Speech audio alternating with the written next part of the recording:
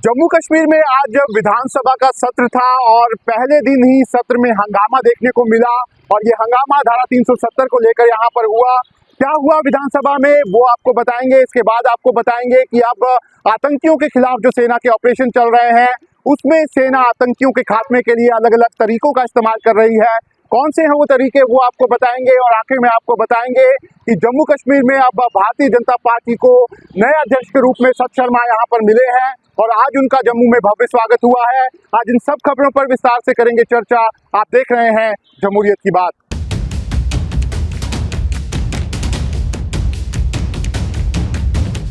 जम्मू कश्मीर में विधानसभा चुनावों के बाद नई सरकार यहां पर बन चुकी है और सरकार बनने के बाद अब सभी लोग यहां पर विधानसभा सत्र का इंतजार जो है वो यहां पर कर रहे थे और विधानसभा सत्र को लेकर पहले ही जो कैलेंडर है वो जारी कर दिया गया था। 4 नवंबर से 8 नवंबर तक जम्मू कश्मीर असेंबली का विधानसभा सत्र जो है वो चलने वाला है, लेकिन इस तरह की आशंकाएं जताई जा रही थी कि जो विधानसभा सत्र जम्मू कश्मीर में शुरू होगा उसमें यहाँ पर अलग अलग मुद्दों को लेकर हंगामा जो है वो हो सकता है और ऐसा देखने को भी यहाँ पर आज पहले दिन जो है वो मिला है। दरअसल जब यहाँ पर विधानसभा सत्र आज शुरू हुआ तो पहले यहाँ पर स्पीकर जो है उनका चुनाव हुआ और अब्दुल रहीम राठौर जो है उनको स्पीकर बना दिया गया और उसके बाद यहाँ पर सभी ने अलग अलग विधायकों ने उठकर यहाँ पर जो स्पीकर बने उनको यहाँ पर मुबारकबाद दी। लेकिन इसी दौरान जो पीडीपी के यहाँ पर विधायक थे वहीद पर्रा, उन्होंने यहाँ पर स्पीकर को मुबारकबाद देने के साथ साथ एक रेजोल्यूशन जो है वो यहाँ पर 370 को लेकर यहाँ पर इंट्रोड्यूस कर दिया और साफ तौर पर उन्होंने अपने रेजोल्यूशन में ये कहा कि जो धारा 370 है उसे जम्मू कश्मीर में एक बार फिर से यहाँ पर रिस्टोर जो है वो कर देना चाहिए। लेकिन जैसे ही वहीद पर्रा ने ये रेजोल्यूशन जो है वो इंट्रोड्यूस किया उसके बाद एक बड़ा हंगामा जो है वो यहाँ पर असेंबली में देखने को मिला। खास तौर पर सबसे पहले जो बीजेपी के विधायक थे वो यहाँ पर हंगामा करना जो है वो यहाँ पर शुरू हो गए और उन्होंने साफ तौर पर स्पीकर को कहा कि इस तरीके के किसी भी रेजोल्यूशन को उन्हें यहाँ पर एक्सेप्ट जो है वो नहीं करना चाहिए। इसके बाद यहाँ पर नेशनल कॉन्फ्रेंस और साथ ही साथ दूसरे विधायक थे और जो बीजेपी के विधायक थे उन सभी के बीच में बड़ा हंगामा जो है वो यहाँ पर विधानसभा में देखने को मिला। लेकिन वहीद पर्रा जिस तरीके से उन्होंने रेजोल्यूशन यहाँ पर वो लेकर आए उसके बाद जो पीडीपी की प्रेसिडेंट है महबूबा मुफ्ती, उन्होंने भी वहीद पर्रा को यहाँ पर मुबारकबाद दी और उन्होंने कहा कि वहीद पर्रा जो है उन्होंने यहाँ पर रेजोल्यूशन फॉरवर्ड किया है और एक बार फिर जो जम्मू कश्मीर में धारा 370 है उसको वापस लाने की बात उन्होंने यहाँ पर की है। ऐसे में वहीद पर्रा के इस रेजोल्यूशन लाने पे काफी हंगामा जो है वो देखने को मिला। लेकिन उसके बाद जो जम्मू कश्मीर के मुख्यमंत्री हैं उमर अब्दुल्ला, वो उठे और उन्होंने इस पर यहाँ पर बात जो है वो यहाँ पर की। उन्होंने साफ तौर पर कहा कि ये रेजोल्यूशन जो वहीद पर्रा ने लाया वो सीधे तौर पर एक तरह से कैमरास को दिखाने के लिए रेजोल्यूशन जो है वो लेकर आए। अगर वो सच में इस तरह का रेजोल्यूशन लाना चाहते थे असेंबली में तो उनको पहले कहीं ना कहीं नेशनल कॉन्फ्रेंस से यहाँ पर बात करनी चाहिए थी, लेकिन उन्होंने इस तरह की कोई बात जो है वो नहीं की। लेकिन साफ तौर पर उमर अब्दुल्ला ने कहा कि उनके पास इस तरह की जानकारियां पहले आ रही थी कि इस तरह का रेजोल्यूशन जो है वो यहाँ पर लाया जा सकता है। लेकिन इसके बाद उमर अब्दुल्ला ने साफ तौर पर कहा कि हकीकत ये है कि जो जम्मू कश्मीर के लोग हैं उन्होंने 5 अगस्त 2019 का जो ये पूरा फैसला लिया गया था उसे एक्सेप्ट नहीं किया गया है और वो चाहते हैं कि अब ये मुद्दा जो है उसके बारे में बात तो हो लेकिन किसी एक सदस्य के लाने से इस पर चर्चा जो है वो यहाँ पर नहीं हो सकती। ऐसे में ये जो 370 का मुद्दा है वो एक बार फिर यहाँ पर जम्मू कश्मीर की असेंबली में अब यहाँ पर आ चुका है। पहले ऐसा माना जा रहा था कि नेशनल कॉन्फ्रेंस जो है वो इस रेजोल्यूशन को यहाँ पर ला सकती है। नेशनल कॉन्फ्रेंस ने जब यहाँ पर चुनाव लड़े थे उस चुनावों से पहले ही नेशनल कॉन्फ्रेंस ने कहा था कि वो जब भी उनकी सरकार बनेगी तो वो सबसे पहले धारा 370 का रेजोल्यूशन जो है वो जम्मू कश्मीर की असेंबली में यहाँ पर लाएंगे। लेकिन आज जैसे ही असेंबली यहाँ पर शुरू हुई तो एक तरह से पीडीपी के जो ये विधायक हैं उन्होंने यहाँ पर 370 का रेजोल्यूशन ला के सबको यहाँ पर एक तरह से चौंका दिया और उसके बाद यहाँ पर भारी हंगामा जो है वो यहाँ पर देखने को मिला। लेकिन जरूर आज जो यहाँ पर विधानसभा की कार्रवाई हुई उसमें सबसे पहले यहाँ पर जो अब्दुल रहीम राठौर हैं उनको जम्मू कश्मीर का स्पीकर जो है वो सर्वसम्मति से यहाँ पर बना दिया गया। और इसके साथ ही साथ जो जम्मू कश्मीर के गवर्नर हैं मनोज सिन्हा, उन्होंने भी यहाँ पर आज विधानसभा में अपना संबोधन जो है वो यहाँ पर दिया और उन्होंने अपनी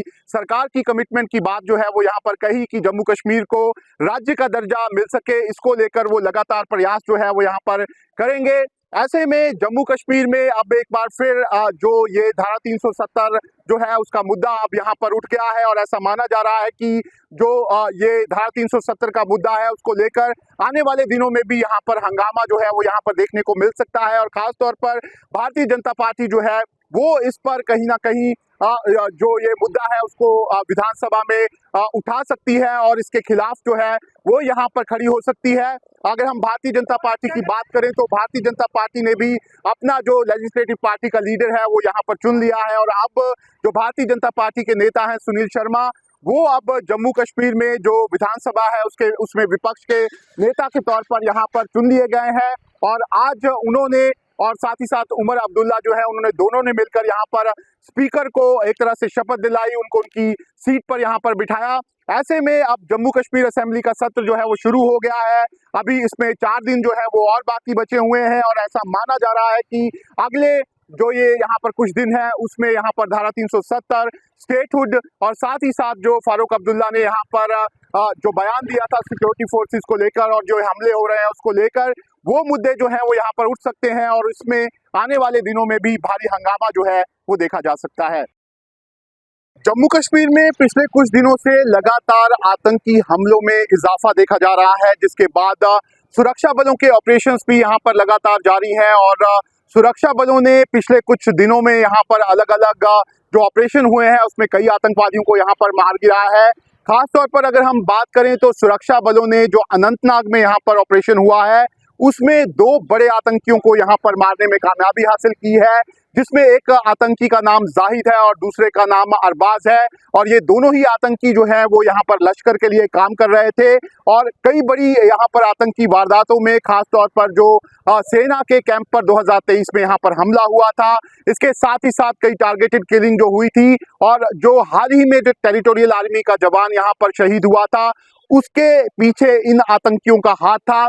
ऐसे में अब सुरक्षा बलों ने इन आतंकियों को यहाँ पर मार गिराया है। इसके साथ ही अगर हम बात करें तो सुरक्षा बलों के जो ऑपरेशन हुए हैं उसमें दूसरी जगह भी सुरक्षा बलों को कामयाबी मिली है और खास तौर पर अगर हम श्रीनगर के खानियार की बात करें तो वहां पर भी सुरक्षा बलों ने लश्कर के आतंकी उस्मान को यहां पर मारने में कामयाबी जो है यहां पर हासिल की है।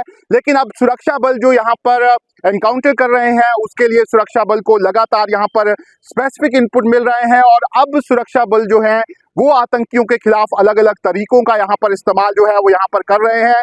इसी तरह की जानकारी जो है जो श्रीनगर के खानियार में एनकाउंटर हुआ है उसमें सामने आई है। दरअसल खानियार में जब इनकाउंटर हुआ है और जब यहाँ पर सुरक्षा बलों को खबर मिली है उसके बाद तड़के सुबह यहाँ पर जो सुरक्षा बल हैं उन्होंने पूरे इलाके को कॉर्डन किया है। लेकिन खानियार का जो इलाका है वहाँ पर बड़ी तादाद में डॉग्स हैं, ऐसे में वहां पर ऑपरेशन करने में हमेशा से ही सुरक्षा बलों को दिक्कत जो है वो यहां पर आती है। लेकिन इस बार सुरक्षा बल जो है उन्होंने एक नए तरीके से यहां पर ये जो डॉग्स हैं उनको यहां पर टैकल किया है और इन डॉग्स को सुरक्षा बलों ने यहां पर बिस्किट्स जो हैं वो यहाँ पर दिए हैं और जिस रास्ते से सुरक्षा बल जो है वो खानियार में उस जगह तक गए हैं जहाँ पर ये आतंकी मौजूद था, वहां पर सुरक्षा बलों ने इन डॉग्स को बिस्किट जो है वो खिलाए हैं, जिसके बाद ये जो डॉग्स हैं ये भौंके नहीं है, जिसकी वजह से जो ये पूरा ऑपरेशन है सक्सेसफुल रहा है और जो सुरक्षा बल है वो यहाँ पर आतंकी उस्मान तक पहुंच पाए हैं।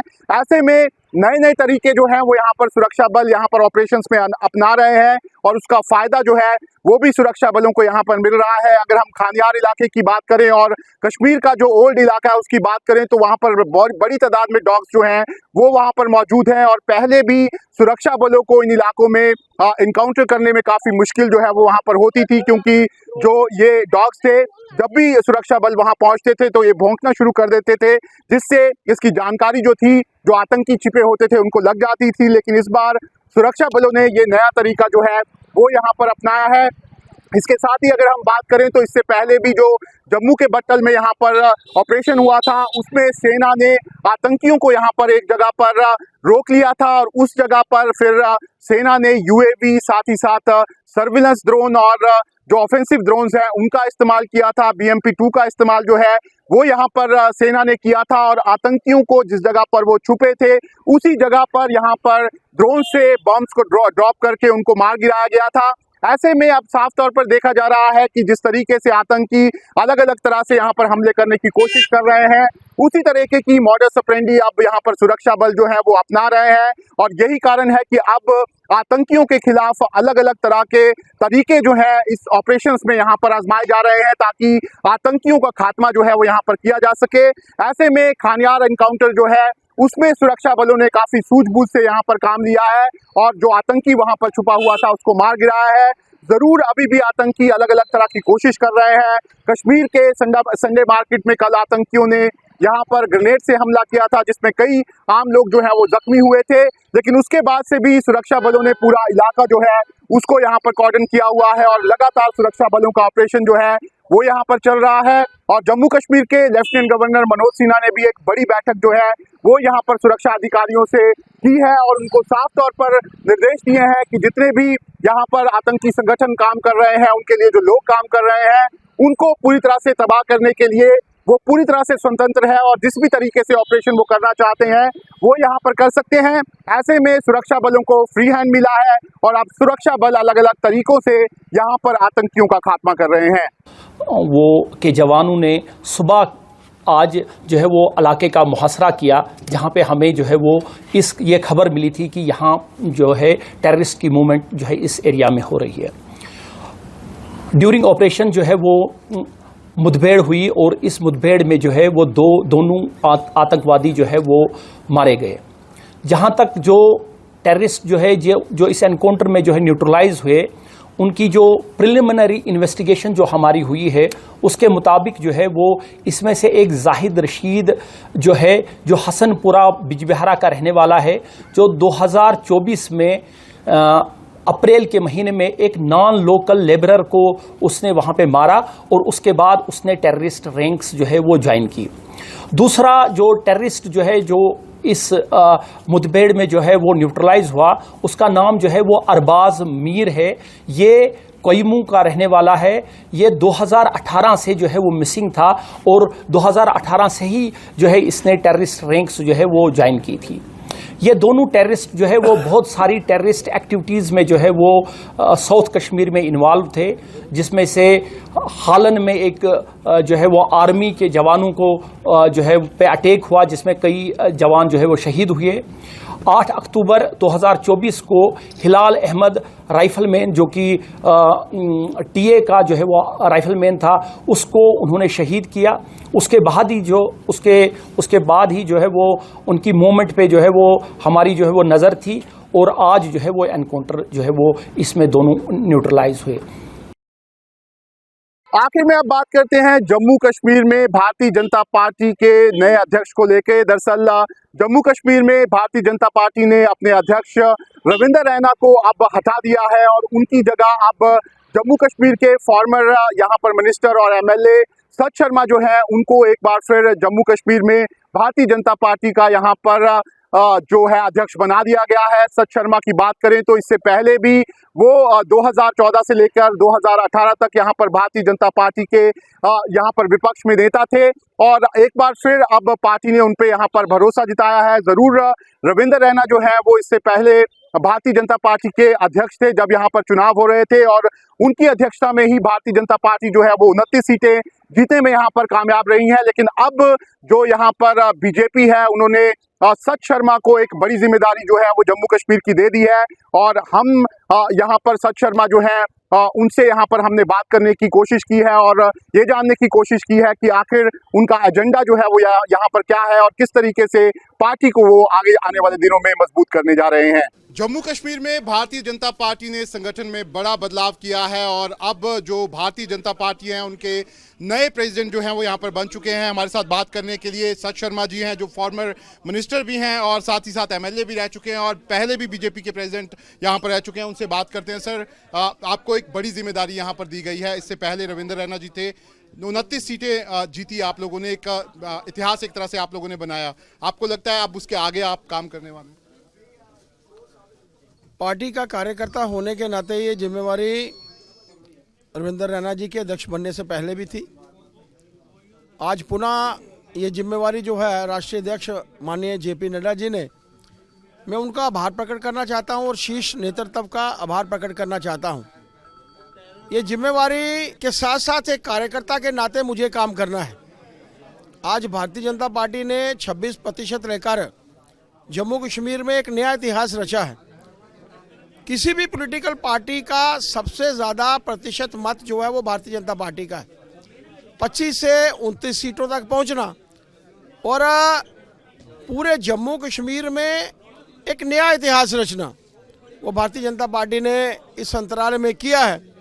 इस कार्य को, जो भारतीय जनता पार्टी का कार्य है, लोगों के बीच में जाना, लोगों की दुख तकलीफ सुनना, डोर स्टेप के ऊपर उनका समाधान हो, इसके लिए भी पार्टी का हर कार्यकर्ता काम करता है। असेंबली के बीच में एक सशक्त असेंबली बने, इसके लिए हमारे 28 जो विधायक हैं वो काम करेंगे।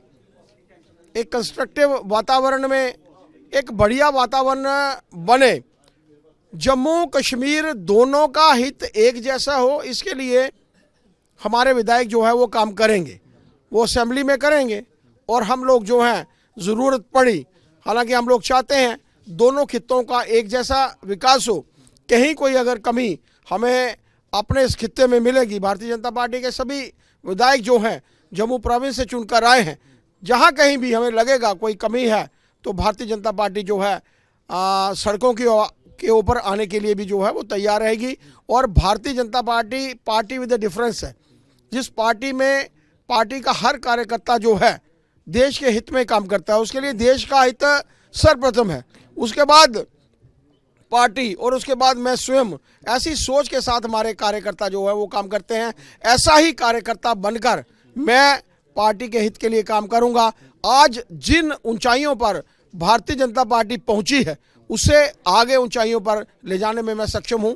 ऐसे में मुझे अपने कार्यकर्ताओं की भूमिका भी चाहिए और अब सबकी भी भूमिका जो है वो चाहिए। लेकिन ज़रूर इस बार 29 सीटें आपने जीती थी और विधानसभा में एक बड़ी मेजोरिटी आप लोगों के पास भी है, लेकिन सरकार आपकी बन नहीं पाई।